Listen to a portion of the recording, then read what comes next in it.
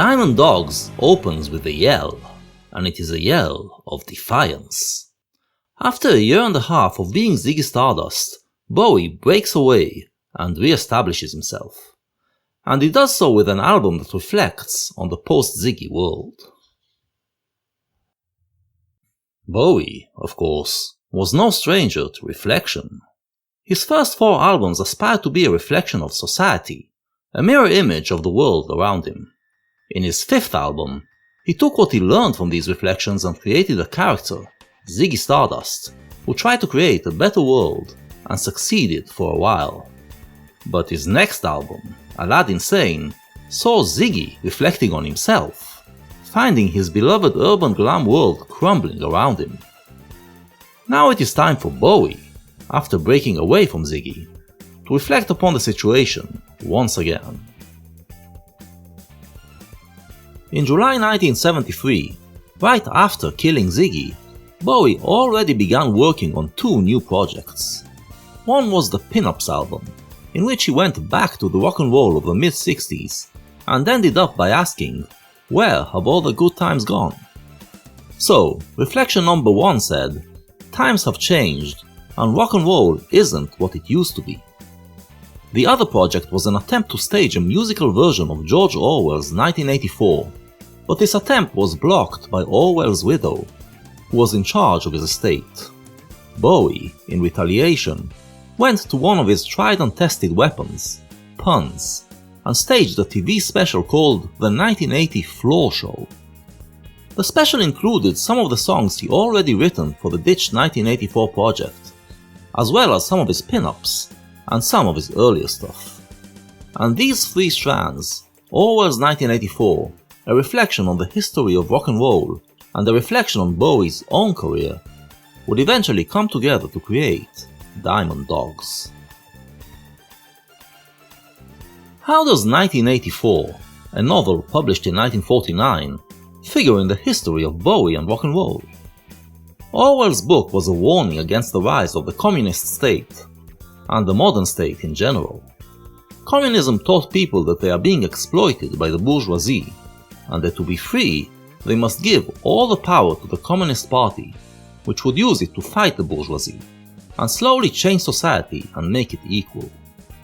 Orwell prophesied the future of humanity if this ideology takes over. By the year 1984, the party is in complete control. It keeps telling the people that it is saving them from the capitalist bourgeoisie, and that things are slowly getting better, when in fact, things are only getting gradually worse for the common people, and they are living a life of squalor and misery. However, nobody can do anything about it, because modern technology enables the party to keep a watchful eye on everybody's actions at all time, and any hint of insubordination would get one arrested. Furthermore, the party controls all information and indoctrinates the people to believe that their life is actually improving. The real aim of the party, as we find out in the end, is not to make life better for the people, but to remain in power forever, and find new and better ways to exert its power, by increasingly heightening the suffering of the people. So what does this have to do with rock and roll? After all, the allure of communism was much diminished in the years that passed since 1949, and it didn't look like Orwell's prophecy for 1984 will materialize. Rather, it looked like the Western world is becoming more capitalistic, and after the 60s, it seemed it would be ever more liberal in regards to personal freedoms. Why would Bowie drag Orwell back into this world, then?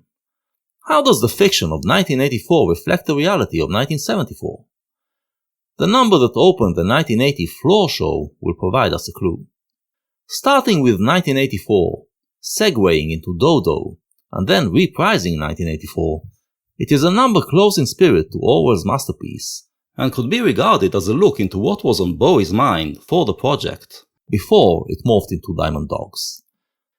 1984 warns us of a world that is coming in 1984, and along with Dodo, it depicts this world as one where the authorities have all the power, and they keep the people sedated and brainwashed, eliminating anyone who doesn't fall in line. This is very Orwellian, but it also contains references to drugs and movies, which connects it to the pop culture of the 60s. The implication is that the way of life of sex and drugs and rock and roll is not really freedom, but actually a form of control that we are subjected to, distracting us while the authorities are scheming to take over. We can deduce that this is what the ditched 1984 project would have been about. To get where Bowie is coming from, we should remember the spirit of the time. After the highly optimistic 50s and 60s, things came crashing down in the 70s, as the world went into recession, energy crisis, and heightened political tensions. This was reflected in the world of rock, which became stagnant, decadent and boring, and split into several tribes that had very little rapport with each other. In his album Aladdin Sane, Bowie toured the urban landscape of America, documented its deterioration, and blended it with the crumbling of the glam culture he set in motion, ultimately making it an album about the disintegration of his own identity. In mid-1973, Bowie also got the chance to travel through the USSR, and to realize that things over there were pretty much the same. Instead of marching towards the promised utopia, the world seemed to be sliding towards dystopia, and Orwell's vision suddenly seemed probable. Add to that the fact that 60s rebellion took a Marxist revolutionary turn, bringing back the talk about class war against the bourgeoisie, and we can better understand why Bowie felt that rock and roll, and the role that he himself played in it, might end up leading towards a revolution that would produce an Orwellian state. Around that time, Bowie began to take a deeper interest in the work of a writer who was already traveling that terrain for a while. William S. Burroughs used drugs to liberate his mind from the dogmas that society instilled in it, believing that the drugs gave him a heightened and clearer vision, and exposed the truth. Naturally, his junkie lifestyle resulted in many run-ins with the law, which affected his perception of the world. The truth that is described in his books exposes the world as a pyramid of power and need, which we are all enslaved by. His drug hallucinations take us to a place called Freeland Republic, a land that pretends to give its citizens complete freedom, but actually controls them with a combination of induced addictions, psychological manipulations, and control of information. It is, of course, an allegory for the free society that we live in, and the way it dominates our lives. The domination is so complete that we cannot resist it, since it determines all our thought processes and behaviors as well. The way to break this domination, as mentioned, is drug intake, which confuses our thought processes and takes us to a new domain of consciousness. But even if he reaches this new domain, he would be unable to transfer it to us, since he is compelled to speak in language that belongs to the dominant order. Therefore, Burroughs invented a literary equivalent to drugs, a set of techniques he called cut-ups, aimed at breaking the linear motion of storytelling and creating a new type of reading experience, one that would force the reader to change their perception. Bowie attested that he felt an immediate affinity. This technique of cut-ups, of chopping up existing material and rearranging it to create something new, was kind of like what he was doing up to that point, creating music by mixing together different foreign sources. He probably also identified with the idea that our freedoms are bogus and that we are actually being manipulated, as it fit in nicely with what was brewing in his mind at the time. The sci-fi world he describes in Diamond Dogs, populated by freak mutations, reminds us of the world described in Burroughs' drug fantasies. He also employed several cut-up techniques in writing the songs, such as the insertion of one text into another, like putting Candidate into Sweet Thing, or Dodo into 1984, or stringing together chopped up phrases as he does in Future Legend. Furthermore, as I will claim, it appears that the cut-ups were used to create some of the images that appear on the album, which are made of words that don't fit together, to produce the required otherworldly feeling. Those, then, are the 4 lines which I detect running through the album. Orwell's 1984, the writings of Burroughs, the history of rock and roll, and Bowie's own destiny. The story, it seems, takes place in the very near future, right after an imminent apocalypse. We can assume it was a nuclear holocaust which caused the mutations. When the survivors emerge out of their oxygen tents, they immediately resume their old habits and continue their lives as they do today. So this future world is actually an allegory to the world of today, 1974 that is. However, the atomic bomb it drops on it serves the same purpose that Burroughs ascribes to drug intake. It strips away all the things about our world that serve as distractions, and exposes the naked truth. In this new post-apocalyptic society, the only things that remain are the essential processes running our world, and by describing these essentials, Bowie purports to show us the reality of our own lives. We shall promptly see how the aforementioned four themes play in this reality. Interpreting Diamond Dogs was a different experience from what I experienced when analyzing Bowie's previous albums. This is the first album that has a preconceived narrative, which the tracks are all subordinate to. This kind of operatic approach is usually bad for rock albums, as it makes the tracks lose distinction, but Bowie manages to escape this predicament, and the tracks can all stand alone as a whole artistic piece, not just a number in a sequence. Nevertheless, there is something weaker about them when you compare them with his previous efforts. Almost every track I analyzed from the preceding albums was always full of surprises and clues that pointed to external things, opening up new worlds. Like a Polish wanderer, I traveled ever onward through them, and found a vast land full of possibilities. I didn't get that feeling from the tracks in Diamond Dogs. They all seemed to belong only to the closed world of the album, and I didn't find more than the influences I was already aware of. All those strange images, the seedy young knights, Tommy Tinkrum's bed, Virgin King, Radar Wing, Baby Bankrupt, which my Bowie analyzing experience led me to expect would point to external influences, ended up pointing nowhere. I can only conclude that they were created randomly, perhaps through cut-ups, and are aimed at giving the album its alien sci-fi feel. Interpreting these images is a subjective task, up to every listener's own imagination, so I left them alone. However, there is still enough that merits an analysis, and to compensate for the deficiency in the tracks, the analysis of the album revealed itself to be more interesting and enjoyable than the previous ones. So, without further ado, let's dive into the album. The first thing we encounter is of course the cover. Bowie needed someone who would depict his vision, and found the perfect candidate in the Belgian Guy Pilar, who became famous at the time for painting cartoonish portraits of rock icons, portraying the emptiness and decadence that set into their lifestyle.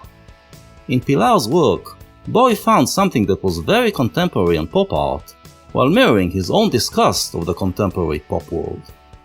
The cover already puts us in the morbid atmosphere of Hunger City, a wasteland full of glammed mutations, fraught with a sense of danger. A closer look reveals some more details of this world. We see skyscrapers in the background, creating a contrast with the foggy wasteland the Diamond Dogs live in. We see that the dogs are on a stage, suggesting that they are performers, and the billboard announces that these are the strangest living curiosities, inviting us to a freak show, and promises well, we'll have to see if it's rock and roll or something else. We get a clue, then, that these man-dog mutations will be rock performers somewhere along the story. As always with Bowie, though, there are hidden messages. Consider this 19th century painting.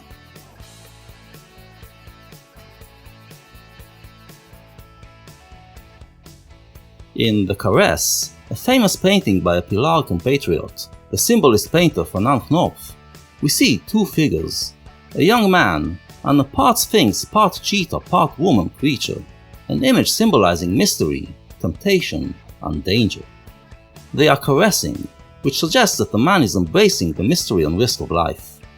It is easy to see the similarities between this painting and the Diamond Dogs cover, but as we look further, we see the two figures in The Caress merge and become one in the Bowie dog image, as if he has already embraced this part of life to the point where he now represents it. Once again, like in every album cover since The Man Who Sold the World, Bowie provides us with a figure that is androgynous, mysterious and dangerous, a part human, part alien creature tempting us to come into his world. Finally, there's the Bowie emblem on top, which incorporates the signature lightning bolt from the previous album cover, hinting that this album connects to the urban nightmares depicted by Aladdin's saying. But for Aladdin, the lightning bolt seemed to be something external that is cracking his skull, while here, Bowie himself is the lightning bolt. The fact that it is just Bowie, without David, is due to Bowie's short-lived decision to adopt this single name as his new moniker.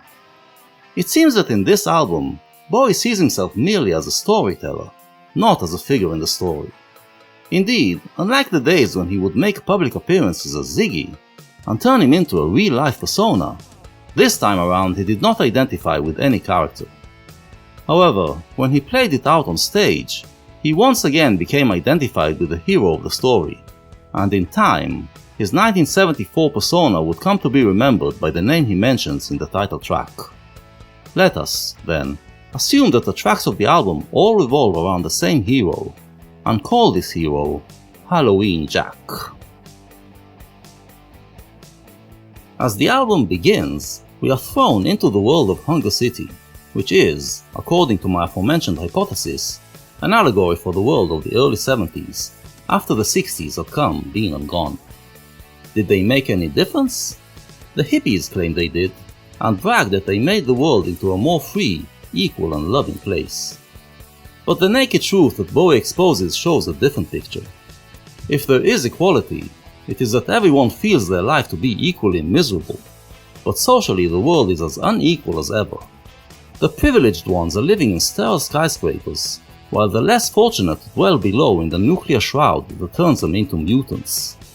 It seems that there is freedom, but it is an empty kind of freedom. The peopleoids can do whatever they want, but what they do has no meaning.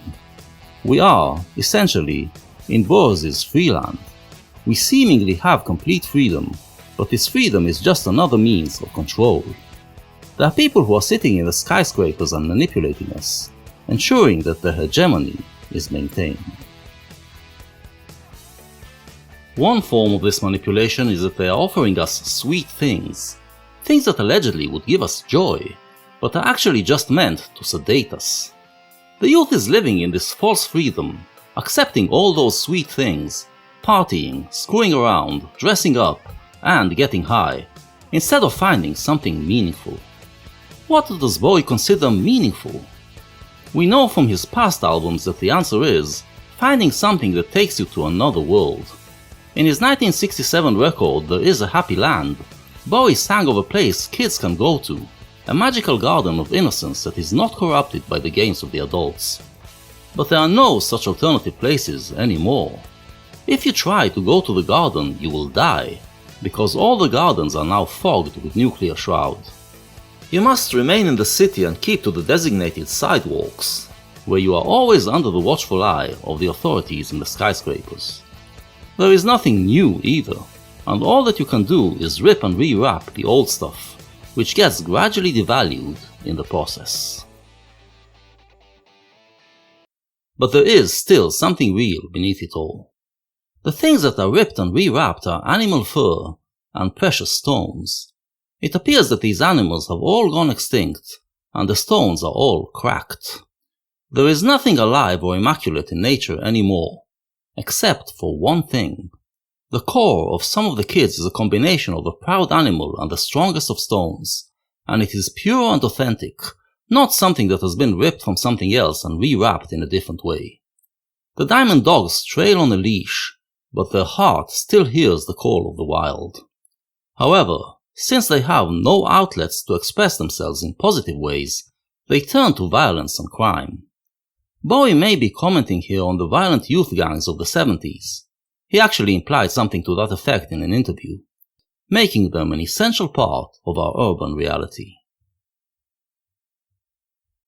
Halloween Jack is a kid who lives in the skyscrapers, but he is drawn to the diamond dogs and becomes one of them. But he is searching for something even better, something that would provide meaning and joy to his life. He looks for partners who feel the same way, candidates for spending the night with. But as we listen to him sing it, he becomes our candidate, who takes us on a journey through the underbelly of our world and shows us the truth about it.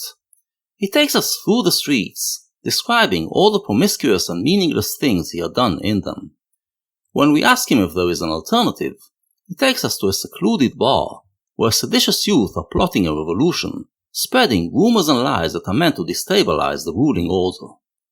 But even that feels like just another sweet thing, another manipulation, and the whole revolutionary dream feels like a vicious circle in which the rulers we want to overthrow today are those who sat in a bar yesterday and made similar plans. Leftist revolutionary thought was quite in the early 70s, but Bowie describes it not as a hope for solution, but as part of the problem. There seems to be no hope, then, and after being persuaded of that, Jack offers his partner a suicide pact as the only way out. They set out to fulfill this plan, but on their way they stop to buy some drugs, and then get lost in the drug haze, forgetting about their original intention, and remaining stuck in the quagmire of Hunger City. This is the world we find ourselves in at the beginning of the album, and in many ways, it is the materialization of the world that Aladdin Sane envisioned. We are in a future dystopia where the privileged ones are hiding in the dome, and the unprivileged are left to their own devices, as in Drive-In Saturday, where the individual roams through the urban landscape alienated and lonely, and the only human connection he can find are brief sexual encounters, as in Aladdin Sane and the Gene Genie, where it feels like all our glory days were in the past, and everything has now faded into meaninglessness and sadness, as in Cracked Actor and Time, where we party not out of joy, but just to mask the reality of our existence, as in Watch That Man, and where revolutionary action has revealed itself to be pointless, and the only outlet left for the rebellious impulse is mindless crime and violence, as in Panic in Detroit. In Aladdin Sane, the tracks were snapshots of contemporary America, and Bowie, traveling through it, was part of this world. Here, it is a fictional future world and Bowie is just a storyteller, and yet, we sense that it is also about his own life. All this partying, promiscuity, and drugs is what the rock and roll lifestyle was about in 1974, and those weird mutations and freaks could be a perfect allegory to the poseurs that filled the post-glam world. Rock and roll initially presented itself as bringing life to a dead and crooked world, promising the youth that this ain't that, but that this is rock and roll. Now, Bowie looks at what he and his cohorts have brought to the world, and concludes, this ain't rock and roll, this is genocide. It sounds like rock and roll, but instead of giving life, it is the harbinger of death. But then, a new sound breaks through, calling us to Rebel Rebel. Actually, there's nothing new about it. It is just good old garage rock and roll. But it feels new, fresh and exciting, and Halloween Jack's morose vocal is suddenly charged with new power, and bursts with the energy of life. What is the cause of this drastic change? What differentiates this rock and roll from the meaningless rock and roll of the time? It is the difference between rebellion and revolution. Rock music used to be about rebellion, but in the late 60s it turned to revolution. It didn't just want to present a way of life that is contrary to the existing order, but to overthrow the existing order and create a new one. And when it realized that any order is as bad as the other, it concluded that revolt is pointless. But Bowie reminds us that there was a time when revolt was done for the sake of revolt itself, for the fun of rebelling.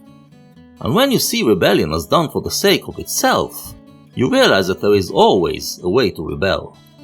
There is always a way to rip and rewrap the existing stuff in a meaningful way, because the ruling order is always based on a certain way of categorizing things, so you can always mess up its categories.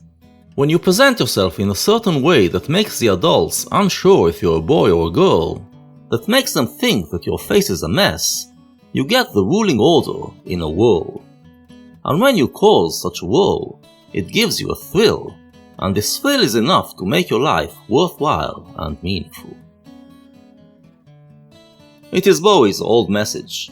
Changing should be done for the sake of change itself, not for its eventual outcome. Rebelling is changing oneself into something that is contrary to the existing order, and it gives you a joyful feeling. And, as always, Bowie shows us that this change also brings other positive things to your life. Rebel Rebel and Rock and Roll With Me express what happens when our hero is still in the process of changing, and we see that his rebellion also gets him connected to others who feel the same way, so at last he manages to form deep and meaningful relationships, and feel true love and passion. The Diamond Dogs now have a way to manifest their pure essence not in destructive but in creative ways, and their posing is no longer an empty gesture, but an expression of identity and style. Halloween Jack becomes a rock and roll singer, and that gives him the ability to convey his deep emotions and create something of beauty. Alas, after a while, the thrill begins to subside. This is something that Bowie has already discussed in the Ziggy Stardust album. The joy of rock and roll is temporary, and eventually, you reach the stage described in Rock and Roll Suicide, the stage when the music doesn't move you anymore. Ziggy's answer was, it doesn't matter, because there is always a way to revive rock and roll, through making another change. Here, however, Bowie is taking a look at the history of rock and roll, and realizing that although it was always revived, over time it had a dwindling effect on youth culture. Up until the late 60s, rock and roll changed at a rapid pace, always breaking out in new styles, providing new joys. But now, it seems like these outbreaks have become ever more scarce. Jack takes a step back to look at the process, to figure out why it is dwindling, and something hits him. While the kids are reeling and rocking, going round and round in this rock and roll wheel, believing it will just last forever, their rebellion is being exploited by outside forces. And here is where Bowie switches from Burroughs to Orwell, to a story of rebels who find out eventually that they were only doing the bidding of the authorities. In the beginning of the album, we thought we were in a Burroughs kind of reality, where the powers are happy to control us from afar, while allowing us to believe that we are free. But now, we realize that this was just a temporary state, and the powers are planning a different kind of control. In the 3 consecutive Orwellian titles that follow, the powers gradually reveal themselves, and we learn what they are really after: complete totalitarian domination. Just like the protagonist in Signet Committee, Halloween Jack realizes that his cry for freedom has been subverted and co-opted to create oppression. And if we take this album not just as some imaginary science fiction tale but as Bowie's statement about the state of youth culture, then what he is saying is that rock and roll, which he and his generation brought to the world, will end up helping the powers that they thought they were fighting. In the future, the people who will live under the oppression will hold us to blame for it. But it's not just the powers working behind the scenes that will bring about this state. Bowie is putting the blame on Western culture in general. Because while Halloween Jack understands that rebellion should be done for its own sake, the majority of humanity still thinks in old terms, still believes that joy is the result of connecting to some eternal truth. And so, when they are presented with the joy of rock and roll, the Diamond Dogs believe that they have found the answer to eternal joy, and that in order to be happy forever, they simply need to build a society based on the tenets of rock and roll. To say it in the imagery of the album, since the joy came from getting the older generation in a whirl, they believe that capturing and maintaining this world will ensure eternal joy, so they build a better whirlpool and pledge their allegiance to it. And once they do, they accept that there is only one order that represents the truth, and allow the powers to become totalitarian. And thus, by the end of the album, they become automatons, forever circling in the whirlpool they created, with no power to make a change in their life, and thus with no ability to experience joy. Finally, there is one more thing that Bowie holds to blame. Who is the big brother, the dictator which the people call for in the end? I believe it is none other than Halloween Jack, their rock and roll hero. He gave them joy through his music, and they believed that if they subordinate themselves to him, this joy will be eternal. But why would Jack, who stood for freedom and warned us against this end, agree to accept this role? If we consider what Bowie said in interviews at the time, it starts to make more sense. Bowie spoke of his experience during the Ziggy era, how it gave him first-hand knowledge of the way kids idolize their rock stars, the way they identify with them to the point where they lose their own individuality, and furthermore, of what it does to the star himself, how he can be overtaken by this sense of power. The thing that is to blame here, then, is human nature itself. Humanity will never be able to create a free and equal society because people by nature want to rule or be ruled, and that's what any revolution will eventually gravitate towards. Beware the savage jaw of 1984, he warns us. The word jaw hints that this end will come from the nature of the Diamond Dogs, that the same essence which drove them to rebel will ultimately lead them to revolution and oppression. Diamond Dogs, then, is David Bowie putting a mirror in front of himself and taking a look at where he is heading, where his generation is heading, and where the world is heading. His conclusion: rebellion is too dangerous because most people are still enslaved to revolutionary thought, so any rebellion can be exploited by the powers to get more power. If things keep going the same way, then by 1984 we will end up fulfilling Orwell's prophecy. Disguised as a future legend, it is a personal statement about the reality of the present. It is a very personal statement on the musical level as well. For the first time, Bowie takes over the role of producer of his own music, assuming full control over the final product. And unlike previous albums, where he developed the songs by playing together with the band, here he starts out by playing all the instruments himself, creating demos, and only then bringing in the musicians to play these parts in a more accomplished way.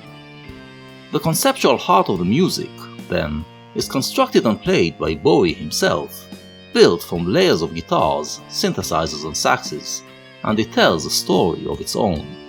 It is a battle between the bluesy saxophone, signifying the spirit of man wallowing in sadness, the garage guitars, bringing out the call of rock and roll freedom, and the synthesizers, symbolizing the cold mechanical world of the oppressive system.